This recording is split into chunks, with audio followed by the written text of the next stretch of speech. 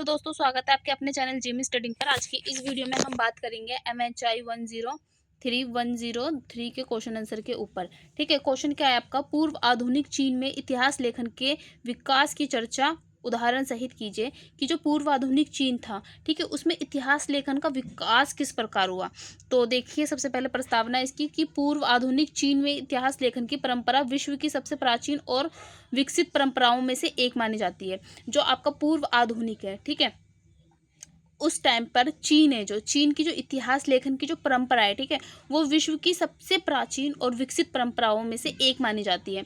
चीन में इतिहास केवल अतीत की घटनाओं का रिकॉर्ड नहीं देता। देखो गाइज, जो लोग इतिहास नाम सुनते हैं ना, उनको सिर्फ यही लगता है कि अतीत का रिकॉर्ड, ठीक है, अतीत की बातें नहीं।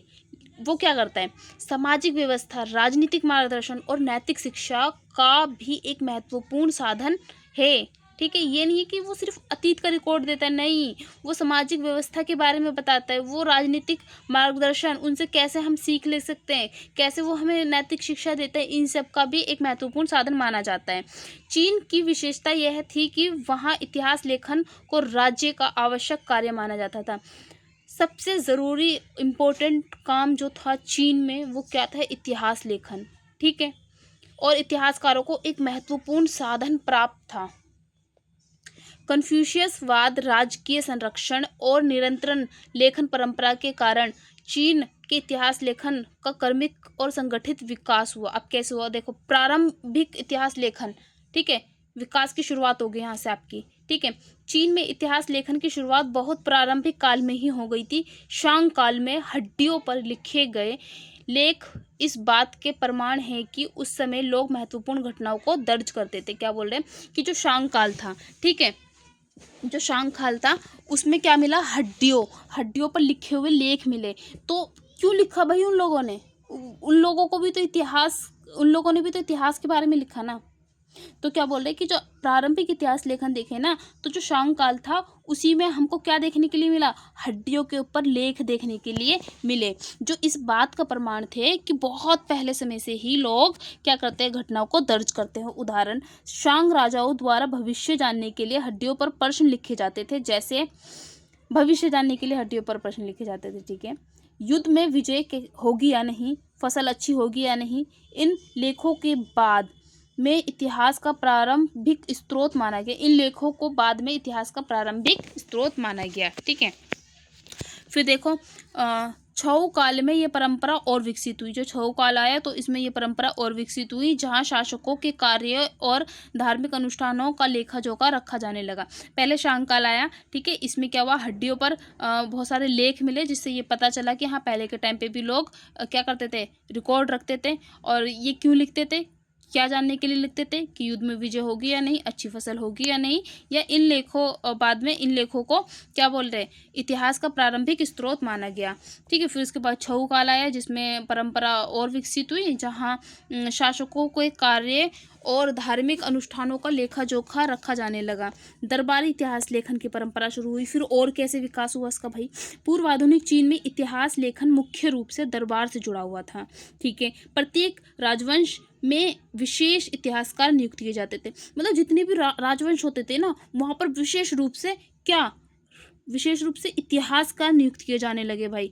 उनका कार्य शासकों की गतिविधियों को नियमित रूप से लिखना था। जो ये इतिहासकार थे, इनका कार्य क्या था कि जो शासक काम कर रहे हैं, ठीक है, वो जो गतिविधियां कर रहे हैं, उनको नियमित रूप से लिखना। तो देखो, जब दरबारी इतिहास लेखन की परंपरा शुरू हुई, तो यहाँ पर और क्या हुआ, इतिहास लेखन का विकास हुआ। कैसे हुआ, इन लोगों ने क्या किया, इन लोगों का मुख्य काम क्या था, इतिहास लेखन लिखना। ठीक है, और इन लोगों ने क्या करा, इतिहासकारों को बुलाया। इन इतिहासकारों का काम क्या था, शासकों का गतिविधियों का नियमित रूप से रिकॉर्ड रखना। ठीक है, फिर आगे देखें, उदाहरण देखें इसका। दरबार में शी नामक अधिकारी होते थे, जो रोज की घटनाओं का विवरण तैयार करते थे। वे राजाओं के निर्णय, युद्ध, प्रशासनिक कार्य और सामाजिक घटनाओं को लिखते थे। इससे इतिहास लेखन में निरंतरता और विश्वसनीयता आई।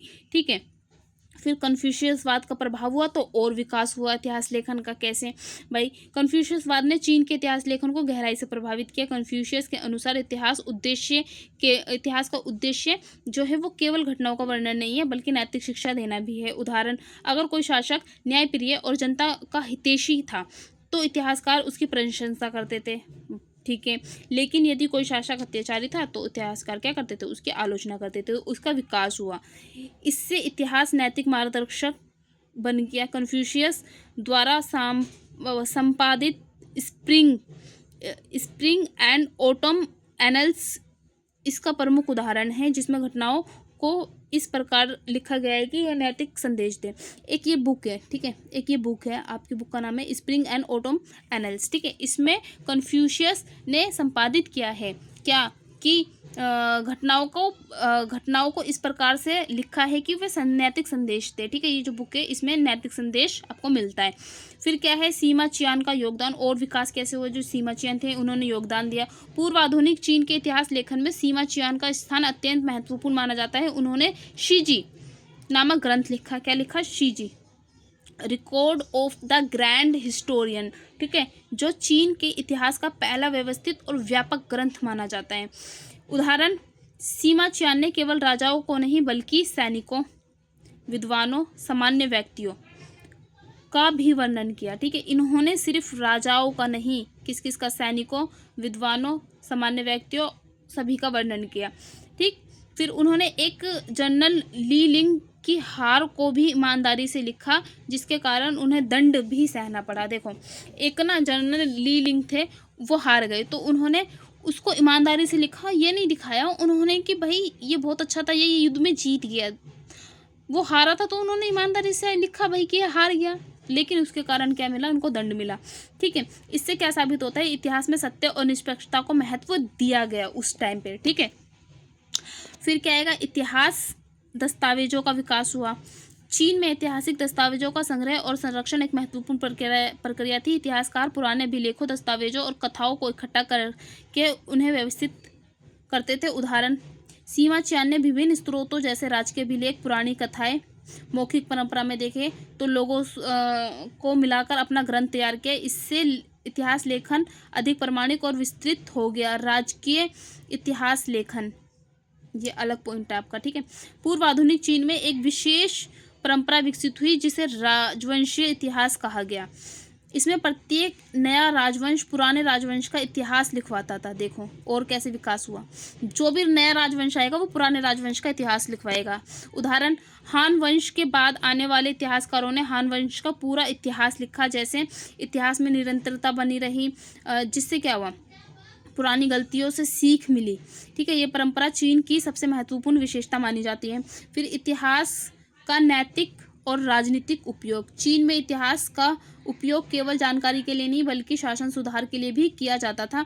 उदाहरण, अगर किसी पुराने शासक के अत्याचार के कारण उसका पतन हुआ है तो यह घटना नए शासकों के लिए चेतावनी बन जाती थी। भाई बिल्कुल, अगर आप ऐसे करोगे तो आपका पतन होगा, तो आपको ऐसे नहीं करना है, एक चेतावनी के रूप में ये काम करती थी।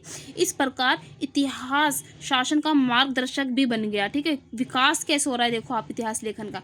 चयनात्मक इतिहास लेखन था, जिसमें इतिहासकार सभी घटनाओं को नहीं लिखते थे, उसमें से केवल कुछ ही घटनाओं को लिखते थे जो महत्वपूर्ण होती थी, जैसे शिक्षा मिल सके, ठीक है। उदाहरण, अच्छे शासकों को आदर्श रूप से प्रस्तुत करना, बुरे शासकों को चेतावनी के रूप में दिखाया गया। इससे इतिहास का उद्देश्य स्पष्ट हुआ। सांस्कृतिक संरक्षण में भूमिका विकास देखो कैसे हुआ।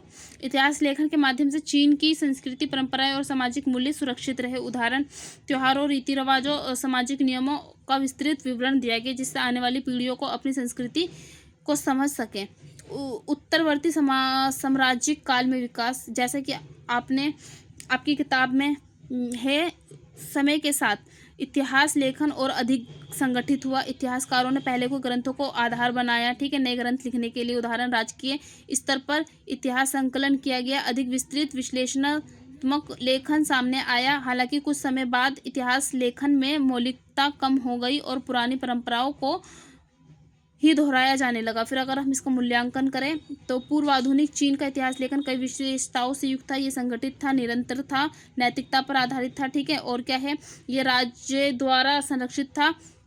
उदाहरण, सीमा चियान का कार्य, राजवंशी इतिहास परंपरा, कन्फ्यूशियसवाद का प्रभाव, इन सब ने इसे एक मजबूत परंपरा बनाया, ठीक है। फिर आ जाएगा, पूर्व आधुनिक चीन में इतिहास लेखन का विकास एक क्रमिक, संगठित और उद्देश्यपूर्ण प्रक्रिया थी। ये केवल अतीत का विवरण नहीं था बल्कि समाज को दिशा देने शासकों को मार्गदर्शन देने और संस्कृति को सुनिश्चित करने का माध्यम था। सीमा चियान कन्फ्यूशियसवाद राजवंशीय परंपरा ने इसे विश्व की सबसे समृद्ध इतिहास लेखन परंपराओं में स्थान दिलाया। इस प्रकार चीन का इतिहास लेखन आज भी इतिहासकारों के लिए एक आदर्श माना जाता है। ठीक है, यहाँ पर आपका क्वेश्चन खत्म होता है।